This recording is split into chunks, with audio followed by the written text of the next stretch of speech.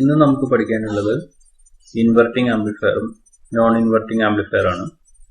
Operational amplifier വെച്ച് work ചെയ്യുന്ന രണ്ട് സർക്യൂട്ടുകൾ. അതിലാദ്യത്തെ തന്നെ ഇൻവെർട്ടിംഗ് ആംപ്ലിഫയർ.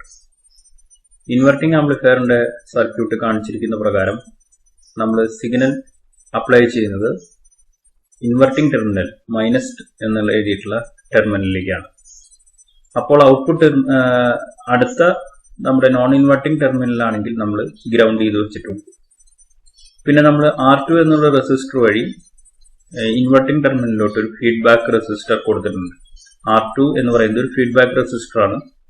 അതിന് നമ്മുടെ ബുക്കുകളിൽ RF എന്നും റെപ്രസെന്റ് ചെയ്തിട്ടുണ്ട്. R1 എന്നുള്ളത് ഒരു ഇൻപുട്ട് റെസിസ്റ്റർ ആണ്. ഈ ഇൻപുട്ട് റെസിസ്റ്ററിന്റെ ത്രൂ ആണ് നമുക്ക് സിഗ്നല് ഇൻവെർട്ടിംഗ് ടെർമിനലിലോട്ട് എത്തുന്നത്. ഇനി ഇങ്ങനെ ഒരു സർക്യൂട്ട് നമ്മൾ ഉണ്ടാക്കി കഴിഞ്ഞിട്ടുണ്ടെങ്കിൽ ആ സർക്യൂട്ടിന്റെ വോൾട്ടേജ് ഗെയിൻ എന്ന് പറഞ്ഞാൽ അത് നമ്മൾ എടുക്കുകയാണെങ്കിൽ V0/Vin output voltage by input voltage നോക്കുകയാണെങ്കിൽ നമ്മൾ ഇക്വേഷൻ ചെയ്ത് നമുക്ക് കിട്ടുക -R2/R1 എന്നാണ്. അല്ലെങ്കിൽ നമ്മുടെ ബുക്കിൽ എഴുതിയിരിക്കുന്നതാണ് -RF/R1. R2 പകരം RF എന്ന് എഴുതിയിരിക്കുന്നു എന്ന് മാത്രം. ഇതിൽ ഔട്ട്പുട്ടിലെ ഗെയിനിൽ മൈനസ് സൈൻ ഇൻഡിക്കേറ്റ് ചെയ്യുന്നത് എന്താണെന്ന് വെച്ചാൽ ഇൻപുട്ടിനും ഔട്ട്പുട്ട് രണ്ട് സിഗ്നലിനും തമ്മിൽ ഒരു 180 ഡിഗ്രിയുടെ ഫേസ് ഷിഫ്റ്റ് ഉണ്ടായിരിക്കും. അത് നിങ്ങൾക്ക് ഇൻപുട്ട് വേവ് ഫോംസും ഔട്ട്പുട്ട് വേവ് ഫോംസും കാണിക്കുന്ന തൊട്ടടുത്തുള്ള ഡിസ്പ്ലേ ഇതിൽ നോക്കുകയാണെന്നുണ്ടെങ്കിൽ ഇൻപുട്ട് സിഗ്നലും ഔട്ട്പുട്ട് സിഗ്നലും തമ്മിൽ 180 ഡിഗ്രിയുടെ ഫേസ് ഷിഫ്റ്റ് കാണാവുന്നതുമാണ്. അതുപോലെ തന്നെ ഈ രണ്ട് പിക്ചറും കമ്പയർ ചെയ്ത് കഴിഞ്ഞിട്ടുണ്ടെങ്കിൽ ഇൻപുട്ട് സിഗ്നലിന്റെ വലുപ്പം കുറഞ്ഞിരിക്കുന്നതും ഔട്ട്പുട്ട് സിഗ്നലിന്റെ വലുപ്പം കൂടിയിരിക്കുന്നതും കാണാൻ പറ്റും. ഇത് ഉദ്ദേശിക്കുന്നത് എന്താണെന്ന് വെച്ചിട്ടുണ്ടെങ്കിൽ നമ്മൾ എപ്പോഴൊക്കെയാണ് ഇൻവെർട്ടിംഗ് ടെർമിനലിൽ ഒരു സിഗ്നൽ കൊടുക്കുന്നത് ആ സിഗ്നലിൽ പോസിറ്റീവ് ഹാഫ് സൈക്കിളാണ് ആദ്യം വരുന്നതെങ്കിൽ ആ സിഗ്നലിനെ ആംപ്ലിഫൈ ചെയ്ത് ഇൻവെർട്ട് ചെയ്ത് ആണ് നമുക്ക് ഔട്ട്പുട്ടിൽ സിഗ്നൽ കിട്ടുക.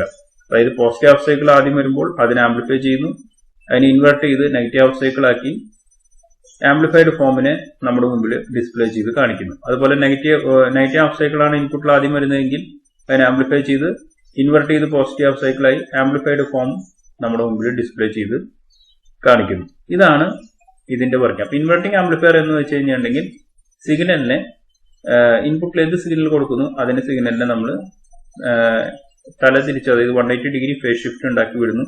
അതിന്റെ ഒപ്പം തന്നെ സിഗ്നല് ആംപ്ലിഫൈഡ് ഫോമിലും ആയിരിക്കും.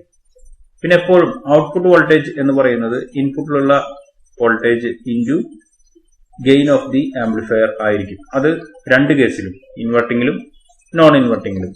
ഇനി നമുക്കൊരു നോൺ ഇൻവെർട്ടിംഗ് സർക്യൂട്ടാണ് നമുക്ക് പഠിക്കാനുള്ളത്.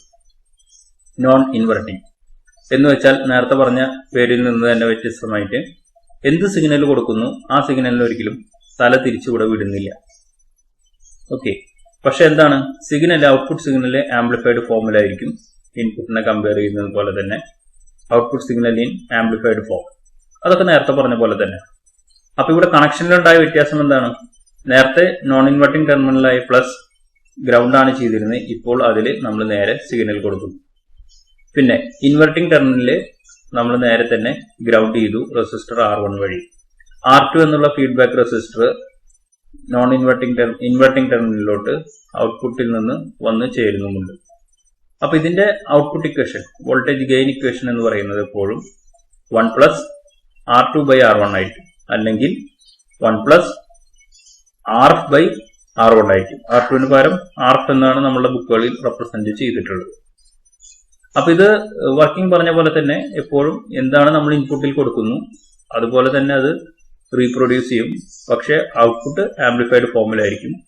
രണ്ട് ഇൻപുട്ട് ഔട്ട്പുട്ട് സിഗ്നലുകൾ തമ്മിലൊന്നും ഫേസ് ഡിഫറൻസ് ഉണ്ടായിരിക്കുന്നതല്ല.